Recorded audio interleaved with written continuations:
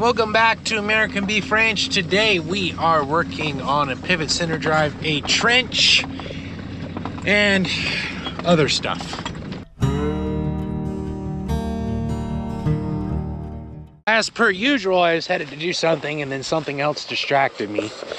Our ink gun on our lease pivot is not working. I mean, it's squirting, but it's not moving. It could just be stuck.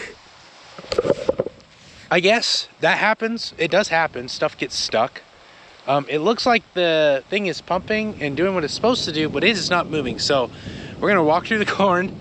Again, we're gonna crawl up there and we're gonna try to figure out what's going on. We are walking through the corn and gosh, I am seeing a lot of double ear plants. Like, look at all these plants with double ears. I mean, there's just everywhere, which I don't know if that's because of our fertility program we use and we're just getting a lot of plants that are like, look, we feel good, we're gonna put on 2 ears or what, but they're everywhere.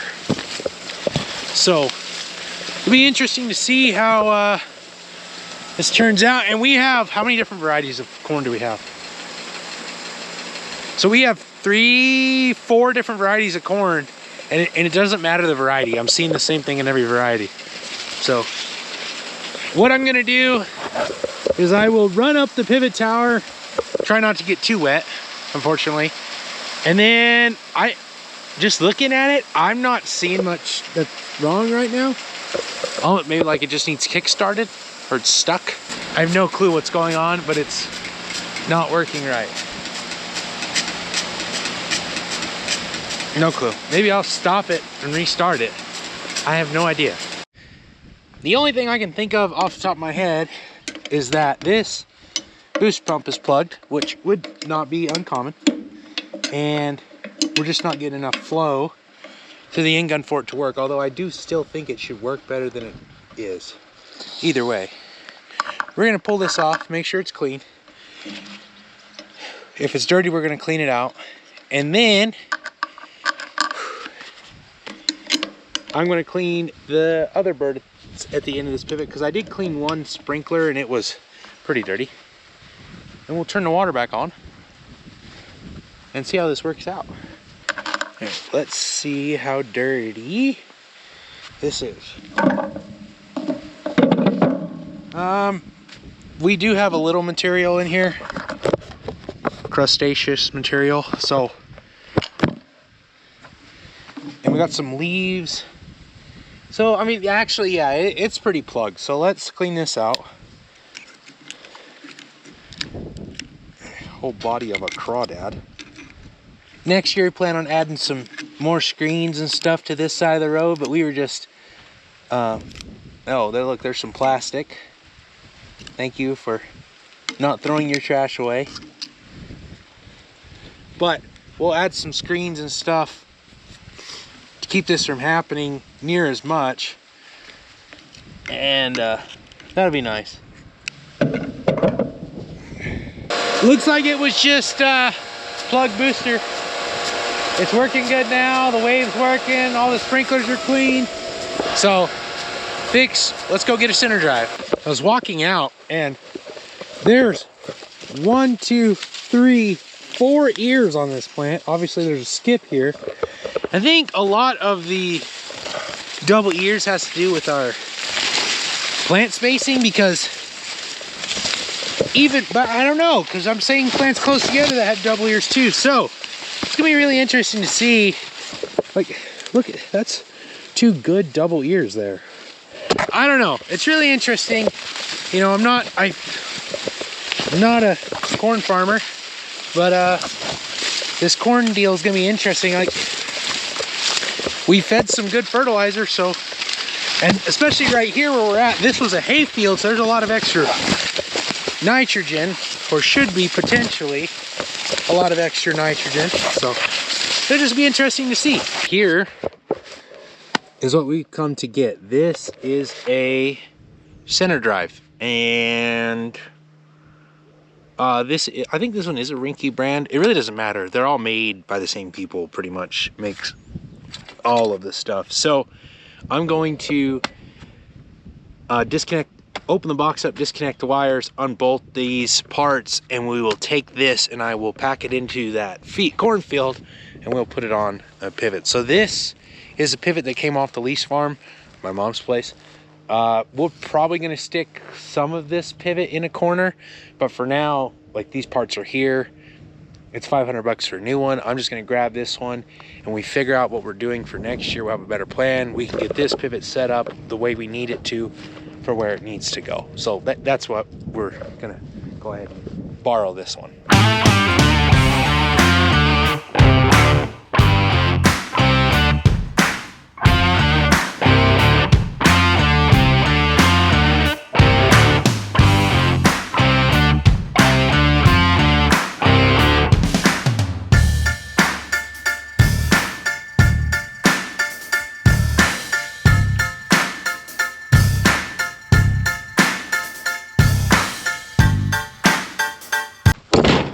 So there we go, one used center drive for us to use.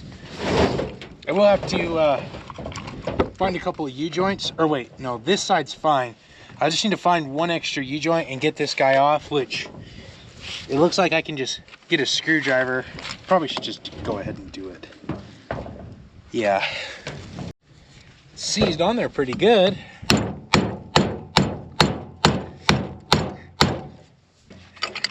There you go. So, old junk that you can see it's really worn out. These rubber discs, they just get sun faded, and especially where this was a pasture pivot, it wears out. So, have to find one new joint, but we're ready to go. Get that put on.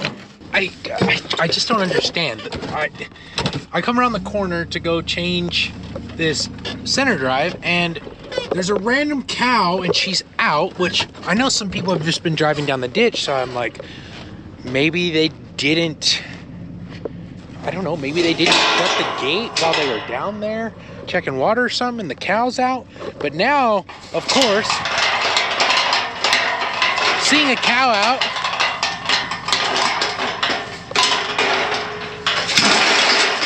has got me really freaked out. So I'm gonna go make sure that there's no cows in the corn, because that's not what we need, and try to figure out why the heck this one's out here and what's going on, because there's no tracks anywhere where she was by herself. It makes no sense at all. Upon further investigation, most of the cows are right here, and they would appear to be content.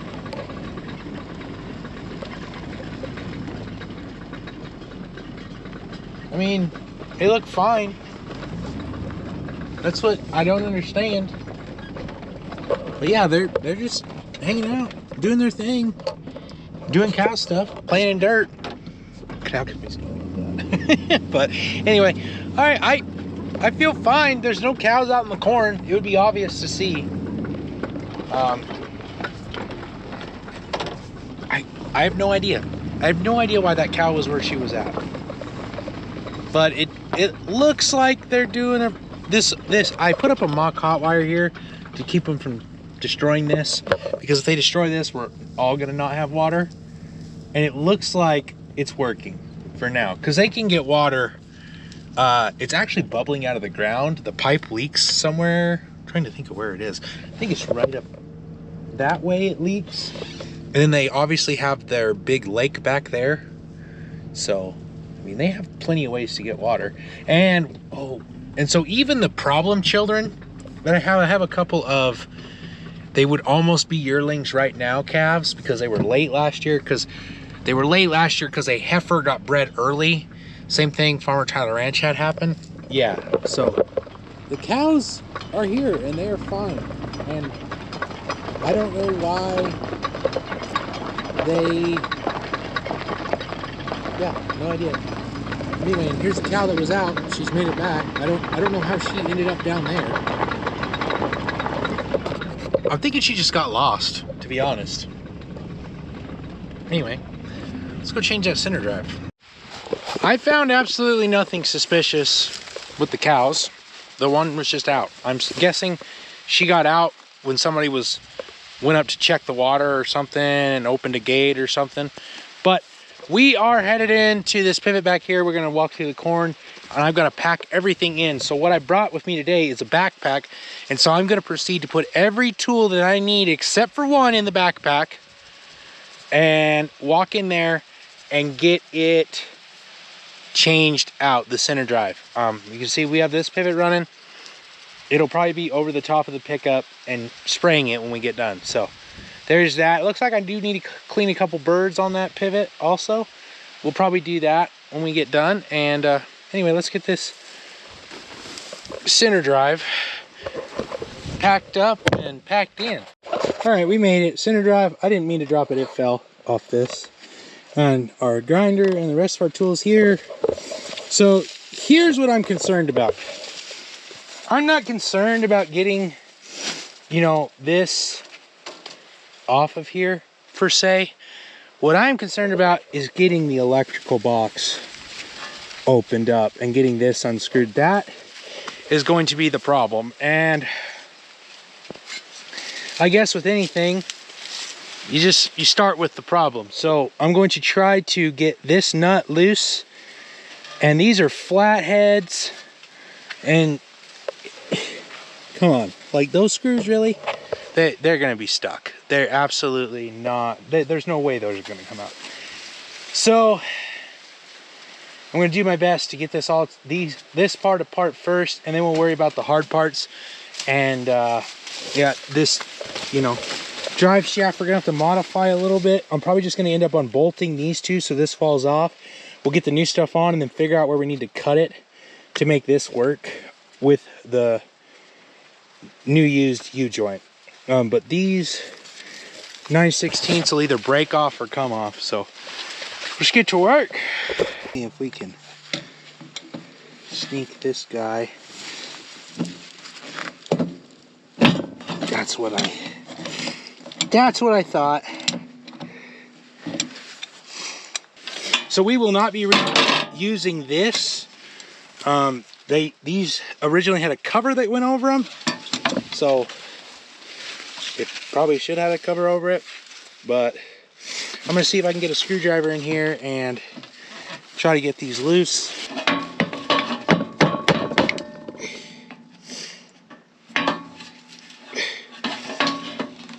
What are the odds of this rounding off? 100%. Oh gosh.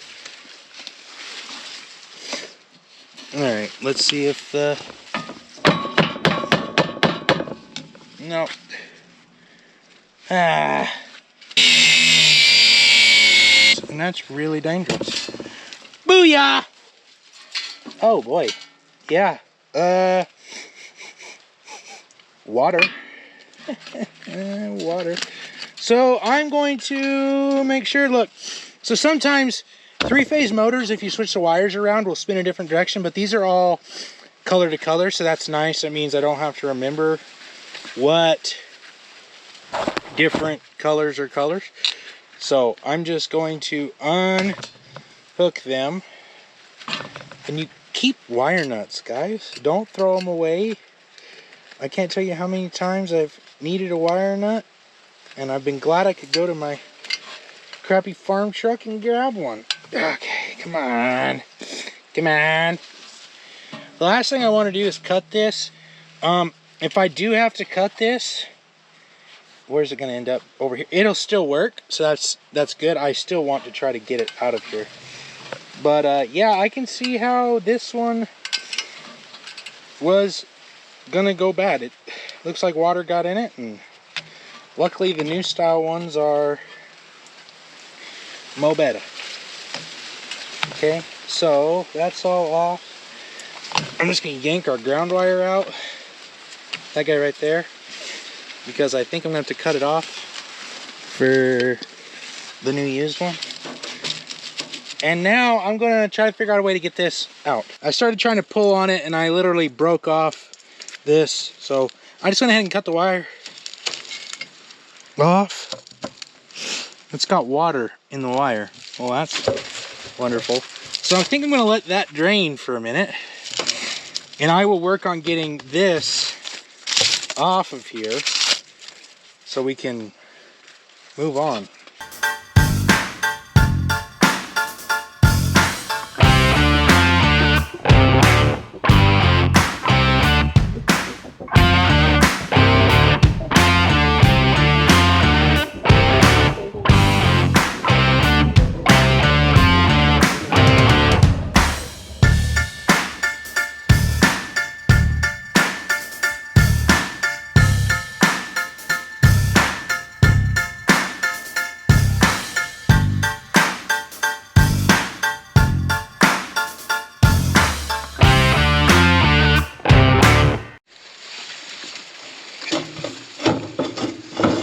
All right, there we go.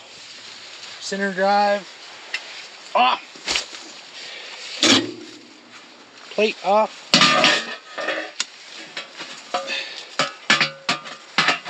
And broken bolts out. So let's show you guys lifting this new one up here and kind of what we're doing. So basically there's 4 bolts, really simple. These newer center drive have multiple holes. You can see there's 1, 2, 3, and basically you just get them up here and get them lined up really with whatever holes work, because they're basically made to fit any pivot. Like, and I think I've said that every pivot manufacturer basically uses the same manufacturer for gearboxes and center drives, which is good in one thing because, you know, the parts are pretty universal. Like if you have a rinky gearbox, you know, it'll fit on a Zematic pivot, etc., etc. 4 bolts lined up, 4 nuts on, and look, they don't use washers on these. I don't know why, they just don't. But this is the same process and repeat of what I just showed you guys. Basically, you just do it backwards. So we'll come back once we got all of this taken care of. So like I said, I will put every tool but one in the bag. But my battery went dead on our grinder, so I gotta go get another battery. But I have gone ahead and I've cut back the wire here and stripped, or got these wires exposed so that at least I can get them wired up. So I'm, like I said, I'm doing as much as I can before I walk out of the field. That way, if something else arises, you know, I can take care of it at that time. But I'm just trying to get everything lined up, and I want to have enough wire sticking through that I can easily do this. So I'm just trying to get this rubber stop in a good spot, and then we'll get the cap on. I did have to unclip the wire from the ladder. It's not that big of a deal. It's going to be out of the way. It's not going to even get close to the drive lines. So I'm going to go ahead and strip these wires and get them all wire nutted together with each other. I'm probably going to strip most of these and start over. Once that's done, we'll cap it.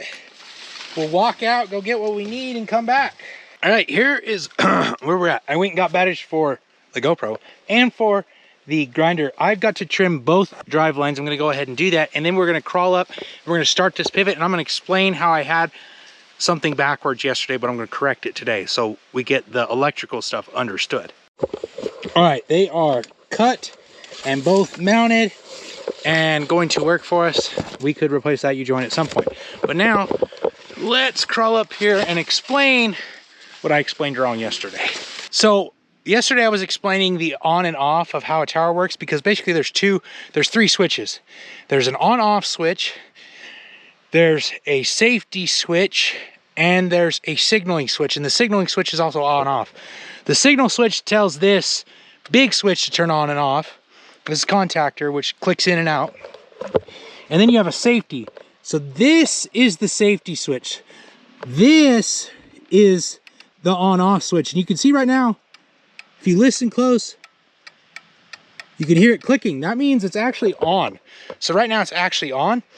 The problem is that the safety is tripped because it's outside that notch. That notch is what helps keep the pivot in a line. So right now this tower is actually crooked to this tower, and it's crooked so far that it's actually stopped the pivot. So what happens is when I move this over, it's gonna click this switch in, and it should start that center drive. So let's see, and there we go. Everything sounds good, everything's good to go. So what I'm gonna do is I'm just gonna hold this long enough so this tower gets back in alignment. Then once this tower's in alignment, this pivot's gonna be good to go. It's gonna move to the edge of the field. And then later today, I will switch water and turn this pivot on. So now look, it's all good and ready to go. I can put my cover back on. I can grab my tools from down there, and I can walk out of the field. I had some office work I had to go take care of. Got that done now. While I was doing that, I had a package of American Beef Ranch beef jerky. It's pretty delicious. So if you guys want some beef jerky or any grass-fed and finished beef, go ahead and check out our website. Link should be in the description. We appreciate it. Our goal here is to help build a robust regional food system, and by offering more and more products, we hope to just be able to give people really good food at a good price. Anyway, I'm headed down here now. Before I get to my next project, the cows are starting to explore more, and I just want to make sure they're still where they're supposed to be and just see what's going on, make sure they're good. It's really hard to see. I got to make sure the fencer is, oh yeah, so you guys can see hopefully the flashing red light. That means we're good, and it's a nice sunny day, so it's charging up. But I didn't really show you guys this fence we built the other day.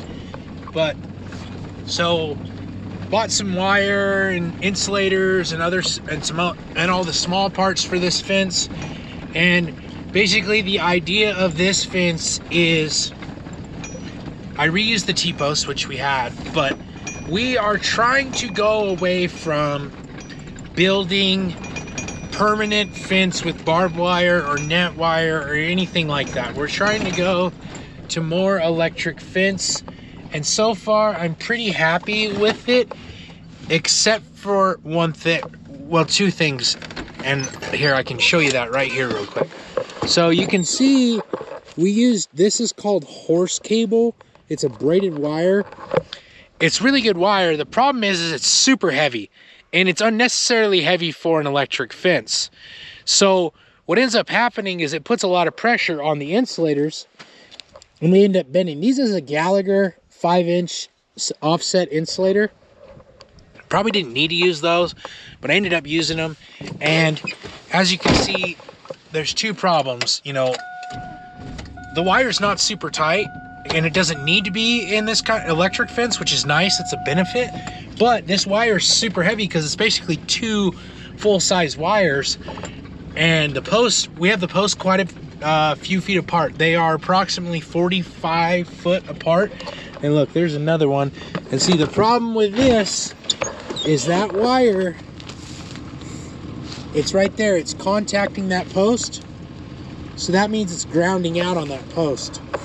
So I'm going to just run down here real quick and check the cows. I'm glad I came out here and looked. But I will put a different insulator on that post.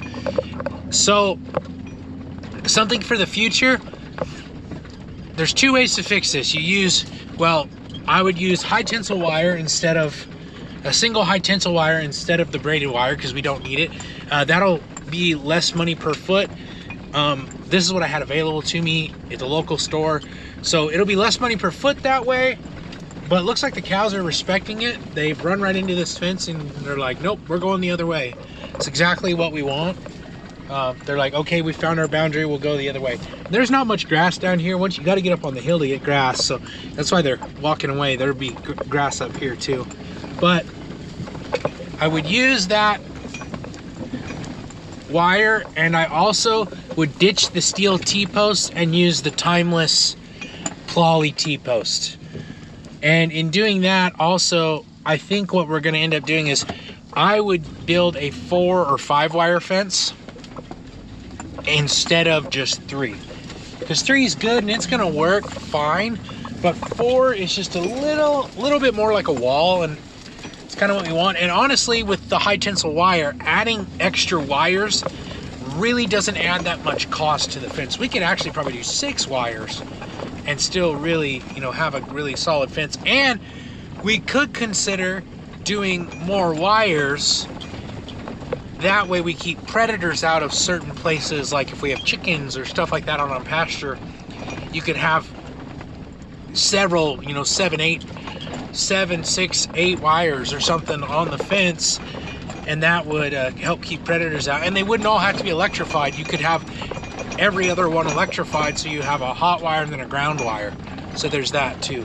But I'm gonna run up here, shut this fencer off. We'll fix those 2 insulators and go on to the next project. So I was gonna put a different style of insulator on these, but I don't have them on me. So I'm going to put on these multi-post insulators, like this one on the top. They are a lot stronger, and so maybe I can keep them from bending. And I'll just, for next time, I will grab some of those other insulators and put them in the pickup, just because it'll probably happen again.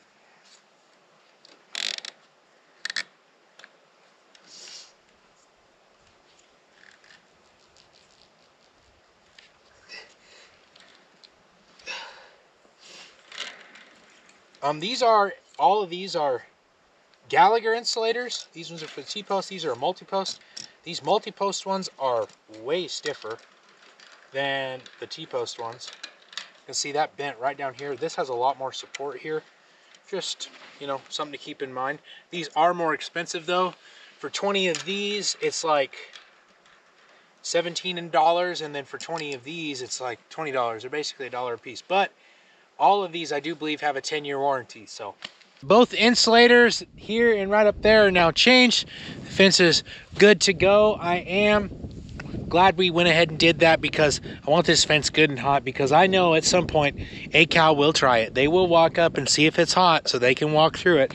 And we've got to keep it hot, because obviously we got the cornfield over here. Let's get to work on our next project. Alrighty, here it is, the next job, trenching. So I am trenching for this pivot right here to get plumbed in. That pivot's gonna add about 17 acres of ground to our place. And it's gonna be at least 10 of it is farmable or a little more, and then 5 is pasture, or what's gonna most likely happen is just gonna be pasture. So this fall, what we're gonna do is we're gonna run this pivot probably 4 or 5 or 6 or 8 times, as much as we can before the end of the water season. That way we have 15 acres of, you know, forage ground for the cattle. We got about another 200 feet to the water source where we're tapping into the main line that we have to trench. And then we have about another 600 feet we got to dig for, on top of that, for power to get in the same trench. So that's what I'm working on now.